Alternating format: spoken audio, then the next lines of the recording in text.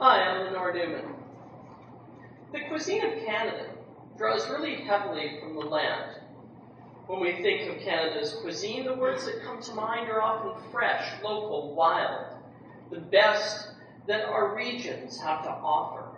Meals resplendent in seasonal foods, more so than any other nation. But Canadian cuisine also has this curious property of drawing on our country's deep connection to winter. We are a cold country, and our cuisine reflects that. My first lesson in what the food of a cold country looks like took place right here in Ottawa. I moved to the capital in the late summer, and as a Vancouver expatriate, I watched the approaching winter with a certain hesitation and wariness. But the new year, I realized I really had to adapt or flee, so I decided to go out on the Rideau Canal, rent some skates, and try my first beaver-tailed donut. I remember the feeling as I laced up my skates, took a few great strides onto the ice, and realized that ice skating was not actually like rollerblading.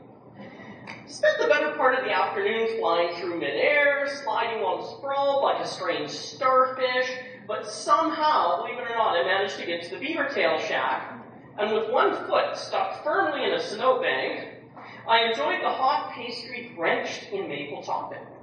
And there, bruised, cold, and generally exhausted, I understood a little better what it is to be a Canadian. We don't tolerate the cold. We embrace it. We celebrate it. And our cuisine celebrates it too.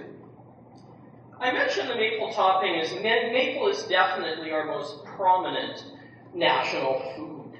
The maple is, of course, on our flag, and it's our most recognizable symbol internationally. Across the country, our chefs incorporate maple into new and exciting dishes, and I bet maybe some of you had a maple glazed with your double-double today. And at our airports, visitors can take home maple syrup. It's one of the only things you can take home. And in Vancouver at the airport, one of the best sellers is Hello Kitty maple syrup, which still kind of blows my mind every time I see it. Maple sugar and syrup have always been important to us. It was important to the Indigenous people of Eastern Canada, and they traded it all over the continent. It was critical for settlers.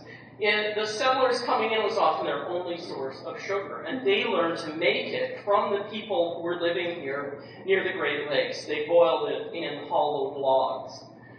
Now, during the American Civil War, maple sugar was seen as abolitionist sugar, and that's one of the reasons it's popular today. It was seen as sugar that had never been touched by the hands of slaves. Today, almost 80% of the world's maple comes from Quebec. But climate change threatens this central pillar of our cuisine, along with several similar foods that we love. A cuisine built on wilderness, seasonality, and cold is vulnerable in a rapidly warming world. And Canada is changing, and faster than many other places. Our winter temperatures are rising quickly on average, and our evening overnight temperatures as well, and this is critical. The maple needs a very certain sort of winter. The roots are shallow, and they're oddly vulnerable. If they don't have a blanket of snow, they can die, and lately we've been having freezing and thawing cycles that can encase the roots in ice, they die, and weaken the tree. Of even more concern is changing weather during spring sugaring season. The syrup seasonally lasts for a few weeks in the spring when the temperatures cross back and forth across the freezing mark, which allows the sap to rise and fall freely. For maximum harvest, you need crisp, cold nights and warm, sunny days. And in the last 15 years, sap production has declined sharply. It's estimated the industry as a whole will decline about 30% in the next couple of decades at current levels. Compounding this, we have to remember climate change is a 1-2 punch. The weather is getting warmer on average, sure, but it's also getting more extreme. And as a friend told me recently, we have to remember heat is energy. It makes storms more violent, and those storms take a toll.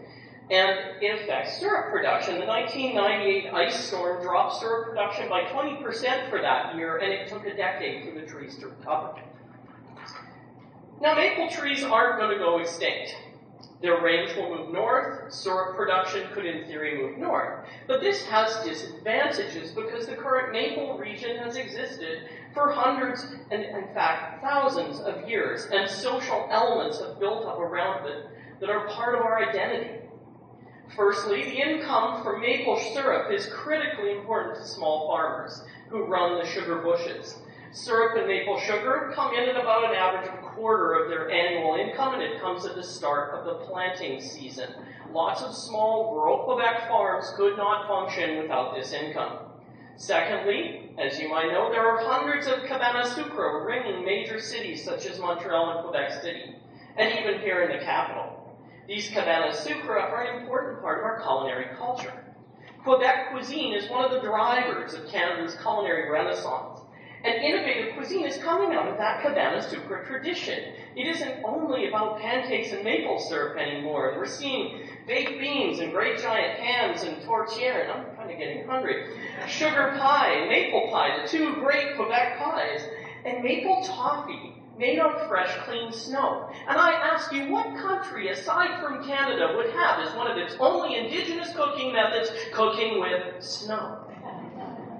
Losing that will punch a hole in our culture, and it doesn't end there. There is ice wine. There is the salmon, which actually upsets me so much as a daughter of a fisherman. I have trouble talking about what's happening with the salmon in BC. We are losing our culinary culture.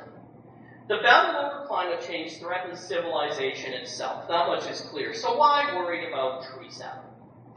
Why worry about cuisine? Why requiem for a food? Well, culture makes us resilient, gives us the strength to fight on against adversity, and it's these quiet losses, these little losses all over the place, all over the world that really worry me. These small cuts that sap our soul and drain our strength. And as I learned that day on the Rideau Canal, and as the Quebec folk song reminds us, mon pays ce n'est pas un pays, c'est l'hiver. Let's keep it that way.